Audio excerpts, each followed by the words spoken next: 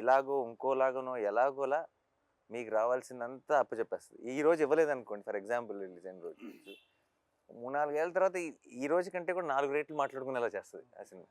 అదేనా చాలామంది నా ఇప్పుడు ఫర్ ఎగ్జాంపుల్ ఇప్పుడు భీమిలి కబడ్డీ జట్టు, పిల్ల జమీందారు రిలీజ్ అయినప్పుడు ఈ రోజుకి కూడా నేను ఎక్కడికైనా వెళ్తే పిల్ల జమీందారు ఈ రోజు ఎవరైనా వింటే పిల్ల జమీందారు 100 కోట్లు కలెక్ట్ చేసింది అనుకుంటారు. అదేనా పెద్ద హిట్, నాని కెరీర్లోనే పెద్ద హిట్ అని అనుకుంటారు. కాదురా బాబు,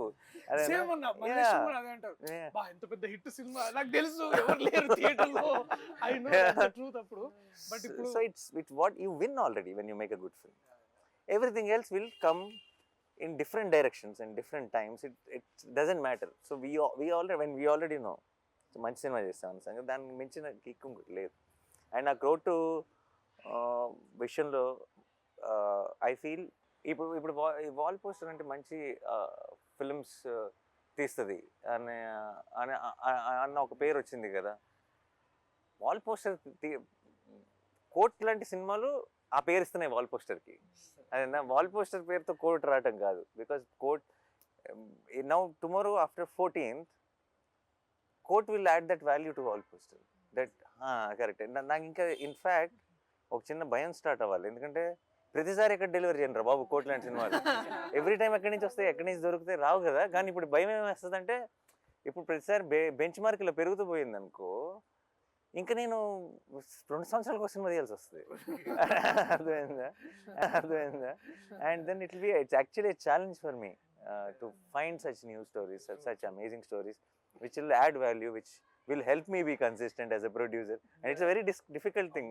Yeah, నా కరెక్ట్ టైంలో దొరికావు లక్కీగా నువ్వు. సో ప్రతిసారి అలా దొరకాలిగా. నేను ఇలా ఫ్రంట్ రోలో ఉన్న డైరెక్టర్లు, నేను అందరం జగదీష్ ఇలా ఫోన్ దిగానే అందరు ఇలా ఓకే ఓకే టైం పడుతుంది అనుకుంటా.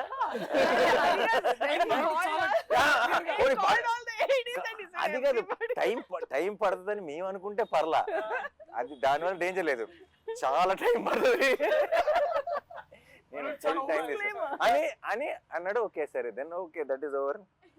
నేను ఐ వాజ్ థింకింగ్ వీళ్ళందరూ ఏమైనా వెళ్ళాలా, సరే ఇలా నేను మెసేజ్ పెట్టుకుని వచ్చారు అందరూ.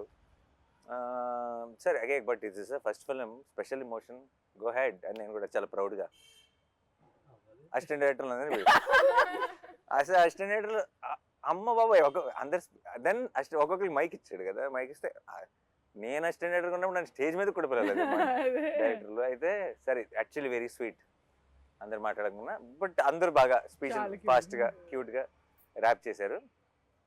ఎందుకో మర్చిపోయా ఈ లిస్ట్ సంగతి. అదేనా నువ్వు ఇది ఆల్రెడీ, ఎందుకంటే కొంత డిస్కషన్ అయినాక అసిస్టెంట్ డైరెక్టర్లతో ఒకరి తర్వాత స్పీచ్లు ఇవన్నీ ఫినిష్ అయ్యే టైంకి ఇప్పుడు అయిపోయింది, ఇప్పుడు నెక్స్ట్ ఎవరు అని అనుకుంటున్నాను నేను. నెక్స్ట్ జగదీష్ తర్వాత దర్శి ఎవరో మాట్లాడతారు కదా అని అనుకుంటున్నా. సరే మీరు దిగండి అని మళ్ళీ వచ్చి ఇంకా చాలా సేపు పడుతుంది, మీరు ప్రిపేర్డ్గా ఉండండి అంటే ఓ మళ్ళీ స్టార్ట్ అయింది ఇది. సరే okay ready. So that is what happened. But the thing is, నువ్వు ఇచ్చిన వార్నింగ్ వల్ల భయపడ్డావే తప్పితే నీ స్పీచ్ వల్ల భయపడలా. నీ స్పీచ్ వాజ్ వెరీ ఆనెస్ట్. అదే నువ్వు మాట్లాడటం మొదలెట్టినప్పుడల్లా ఫ్లోలో వెళ్ళిపోయావు. నువ్వు జస్ట్ వింటూ కానీ నువ్వు మధ్యలో ఆగి ఇంకా చాలా ఉంది అంటుంటే అప్పుడు స్టార్ట్ అవుతుంది. Disclaimer is the problem. Review రైటర్లా మాట్లాడుకుందాం అంటే సినిమా చూసిన తర్వాత ఏం మాట్లాడతాం అనేది రివ్యూ. కాబట్టి ఈ సినిమా చూసిన తర్వాత అంటే ఒక ఆడియన్గా నేను చూస్తే నేనేం ఫీల్ అవుతానంటే, ఎక్కడ ఈ సినిమాలో లిబర్టీస్ ఉండవు సార్. అంటే సినిమాటిక్ లిబర్టీ అని ఒకటి ఉంటుంది కదా, ఈ సినిమాలో అది ఉండదు. అంటే అంత ప్రాక్టికల్గా ఉంటుంది. Everything went practical. అంటే మేకింగ్ లిబర్టీస్ కాదు, అంటే ఒక సీన్ కన్సీవ్ చేయడానికి కొన్ని లిబర్టీస్ తీసుకుంటాం, అవి వేరు. రైటింగ్ లిబర్టీస్ లేవు ఈ సినిమాలో. ప్రాక్టికల్గా ఉంటుంది, ఎవ్రీథింగ్ వెంట్ ప్రాక్టికల్. ఈ అమ్మాయి ఎందుకు ఇలా బిహేవ్ చేస్తుంది, వీడు ఎందుకు ఇలా చేస్తాడు, లాయర్ ఎందుకు అలా చేస్తాడు, ఈ సీన్ ఎందుకు ఇలా జరుగుతుంది, ఈ డైలాగులు ఎందుకు ఇలా మాట్లాడతారు, ఇట్లాంటి లాజిక్లు సినిమాటిక్ లిబర్టీతో తీసుకుని కంఫర్ట్ కోసం రాయలేదు. Writing was so practical. ఇది 1 minute రివ్యూగా చెప్పమంటే తర్వాత ఎక్కడైనా వెబ్సైట్లో కూడా ఇది రివ్యూ రాయొచ్చు. No liberties in writing, Yeah. Practical film making ఇది. Actually makes sense. Yeah. I think that I of course చాలా సార్లు సినిమాటిక్ లిబర్టీస్ తీసుకుంటాం చాలా సినిమాల్లో, కానీ I personally like it when it organically falls into story telling. ఆ Liberty అవసరం లేకుండా ఆ సినిమాటిక్ హైని ఇస్తూ, కానీ ఆ హైని ఇవ్వటం కోసం మనం ఎక్స్ట్రా పుష్ చేయకుండా కథ చెప్పగలిగినప్పుడు that too when it comes to court room drama. కాదు కరెక్ట్. కోర్ట్ రూమ్ డ్రామాలో లిబర్టీ తీసుకోకుండా రాయడం సంథింగ్ అండ్ అచీవ్మెంట్ అని ఫీల్ అవుతుంది సార్ పర్సనల్గా. Thanks to my guys Karthik. Writing అనే విషయాన్ని ఎప్పుడు సోలో క్రెడిట్గా తీసుకోండి సార్, అది it's a collective process, collective effort. And అది కూడా అంటే ఆ లిబర్టీస్ మాట్లాడితే ఎస్పెషలీ మనము దట్ వన్ మనము ఈ కేసు డిఫెండ్ చేయడానికి we're also taking reference of another case. ఆ రిఫరెన్స్ కేసు కూడా ఎంత ఇట్స్ యాక్చువల్లీ నేను మళ్ళీ అది cross verified with an lawyer. Like he was impressed. ఓ మీరు ఇది డిఫెండ్ చేయడానికి ఇది రిఫరెన్స్ వాడుతున్నారా అనేది అసలు హీ వాజ్ లైక్ అంటే he was blown that lawyer himself. Court room itself it's not like any other film. నేను అడిగాను కూడా, ఇది మనం ఎప్పుడు చూడలేదు కదా జగదీష్, ఇలా ఉండదు కదా జగదీష్, కోర్ట్ అంటే అక్క మీరు వెళ్ళి డిస్ట్రిక్ట్ కోర్ట్ చూడండి ఇలాగే ఉంటుంది. సో ఈ సెడ్ ఇలా ఉండదు కదా కోర్ట్ అంటే మీరు సినిమాల్లో చూసిన మన సినిమాల్లో చాలా మయసబ్ ఉంటుంది. That is not straight very true. ఒక మిస్కన్సెప్షన్ ఉండింది సార్ నాకు, అంటే వాల్ పోస్టర్ మీరు బ్యానర్ స్టార్ట్ చేసినప్పటి నుంచి ఉంది ఒక మిస్కన్సెప్షన్ నాకు. దాన్ని ఇప్పుడు కన్ఫెస్ చేయాలి, మీకు కన్ఫెస్ చేయాలి, మీతో పాటు all the aspirants out there, budding people. ఒక కన్ఫెషన్ సార్ ఇది. నా మిస్కన్సెప్షన్ ఏంటంటే వాల్ పోస్టర్ సినిమా నాని గారు ప్రొడ్యూసర్ అయ్యారు, ఓకే. ఇప్పటి వరకు అంటే నేను ఈ బ్యానర్లోకి రావడానికి ముందు వరకు వచ్చింది ఇద్దరు డైరెక్టర్లు, ప్రశాంత్ వర్మ గారు, శైలేష్ గారు. వీళ్ళిద్దరు ఎవరు? కీర్తి గారు ఇదే మ్యాటర్ ఇదే. ప్రశాంత్ వర్మ హీఈస్ సమ్వేర్ అంటే సంథింగ్ వెల్ ఆఫ్. ఫస్ట్ ఒక షార్ట్ ఫిల్మ్ చేసినప్పుడు సైలెంట్ మెలోడీ అని ఒక షార్ట్ ఫిల్మ్ చేసినప్పుడు that was produced by Sandeep Kishan. Sandeep Kishan గారు హీరోగా రారా కృష్ణయ్య సినిమా చేస్తున్నప్పుడు ఆ రారా కృష్ణయ్యకి నేను ఏడి మా సెట్లో ఆయన షార్ట్ ఫిల్మ్ చూపించి నేను ప్రొడ్యూస్ చేశాను ఇది short film, it was going like something else and this guy Prashanth Varma మామూలుడు కాదని చెప్పి మా సెట్లో మాట్లాడుతున్నాడు. And he was seen as a director in wall poster సినిమా. అంటే ఎక్కడో ఒక సంథింగ్ ఎలాంటి బ్యాకింగ్ అంటే సందీప్ కిషన్ గారు ప్రొడ్యూస్ చేశారంటే ఒక షార్ట్ ఫిల్మ్ ఇతను ఎవరై ఉంటారులే, అండ్ ఏదో బ్యాకింగ్ ఉంటుంది. సో ఎక్కడో బ్యాకింగ్ నుంచి వస్తే ప్రశాంత్ వర్మ, ఓకే. ఆ తర్వాత చూస్తే శైలేష్ గారు, హీఈస్ ఫ్రమ్ సిడ్నీ, ఆస్ట్రేలియా. ఓహో ఓకే, ఏదో ఎంతో కొంత బ్యాకింగ్ పట్టుకొని వస్తే తప్ప వాల్ పోస్టర్ లోకి లేదులే ఎంట్రీ. ఆస్ట్రేలియా కూడా బ్యాకింగ్ ఆస్ట్రేలియా పాస్పోర్ట్ అంటే సంథింగ్ ఏదో అదే ఏదో మైండ్ లో వస్తే అక్క బ్లడ్ రిలేటెడ్. ఓహో ఓకే.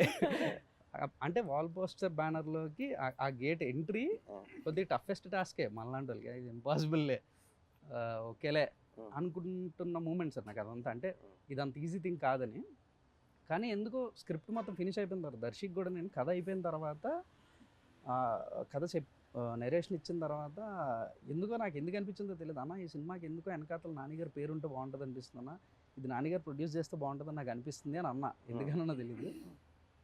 అరే నాని అన్న తప్ప ఎవరు ప్రొడ్యూస్ చేసినా బాగోదురా అన్నాడు. From then he is trying to reach you.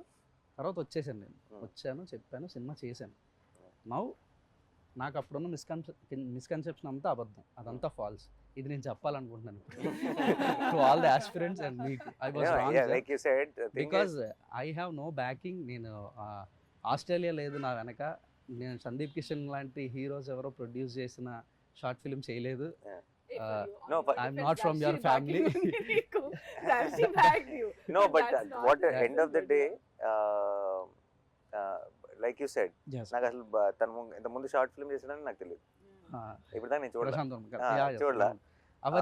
Shailesh Australia నుంచి వచ్చాడు నాకు తెలియదు. నేను అక్కడ కలిస్తే ఒక అతను కలవాలంటున్నాడు అని లక్ష్మి నాకు చెప్తే, అవునా పంపించమని ఒకసారి చెప్పన్నా. ఇక్కడికి వచ్చాడు. 3వ మీటింగ్లోనో 4వ మీటింగ్లోనో నేను మళ్ళీ నెక్స్ట్ మంత్ ఒకసారి కలు 12th కంటే నేను 12th ఆస్ట్రేలియాలో ఉంటే ఆస్ట్రేలియాలో ఏం పని అన్నా. అయితే ఏంటంటే ఇలా లేదు నాకు జాబ్కి లీవ్ పెట్టి వచ్చాను అన్నాడు. నాకు అప్పటిదాకా అది తెలియదు. ఈవిడైతే ఇది వేరే స్టోరీ కంప్లీట్ గా. సో నేను ఇవన్నీ మీకు తెలియని విషయం నాకు మొదలు తెలుసు. చేయడానికి ట్రై చేస్తే లేదు నేను చేస్తా అని వచ్చింది. నేను ఇలా రాసాను అని అంటే he said అది correct. Aki, if I don't like it, I will not do anything. I have to like it, I and said- he gave me I said, that. "అది చదవలా." Yeah, నాకు పంపించి స్క్రిప్ట్ ఒక 4 నెలలు నేను ఇంట్లో ఉన్న కజిన్ అందరూ చదివేసి చాలా భయం. నేను చదవాల ఎందుకు తెలుసా, చదివితే నో చెప్పాలన్న భయం. అక్కకి ఎలా నో చెప్తారు అండ్ నేను చెప్పకుండా ఉండలేను. నేను కనుక చదివి నాకు ఇట్ డజంట్ వర్క్.